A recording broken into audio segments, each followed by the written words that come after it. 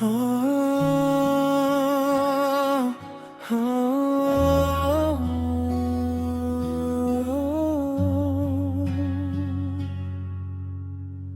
Kung ako'y magmukhang banal sa paningin ng lahat, ngunit ang dila ko'y ligaw, salita ko ay mapanakit. Puso ko'y nililinlang, sarili ay dinadaya. Akala ko'y matuwid, ngunit huwad yaring mga gawa. Hindi sapat ang anyo, may kaamuhan. Hindi sapat ang salita, marahal. Kung ang buhay na may salungat sa mga ginagawa,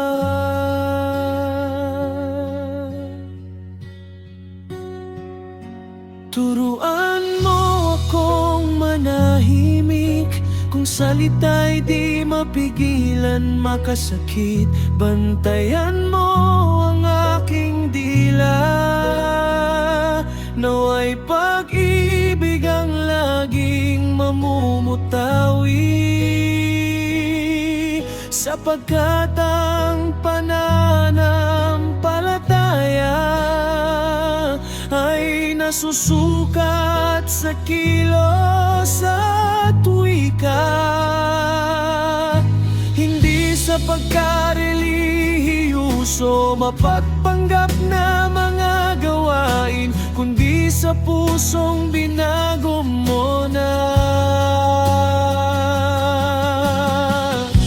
Maraming gawa ang aking ipinagmamalaki, simbahan, awit at panalangin gabi-gabi. Ngunit kung bibig ko'y puno ng galit at yabang, ang kabanalan ko'y walang kabuluhan.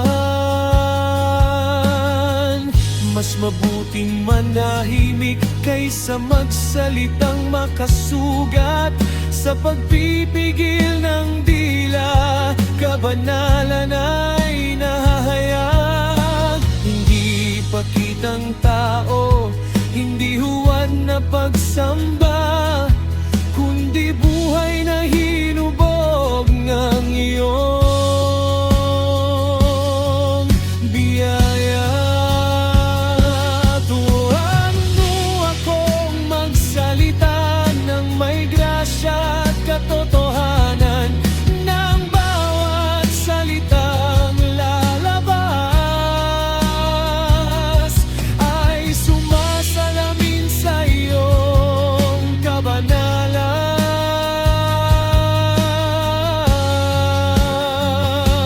Sapagkat ang tunay na relihiyon ay buhay na nabago mo na, may disiplina sa salita, may pag-ibig sa gawa.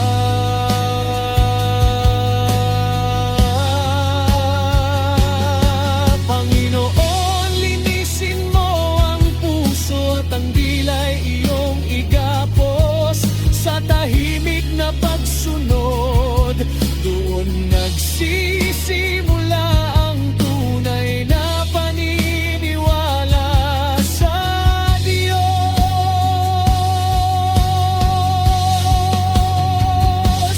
Sapagkat ang tunay na relihiyon ay buhay na nabago mo na, may disiplina sa salita,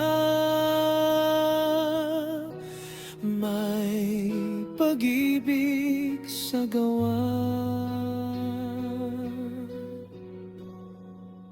Purihin ka.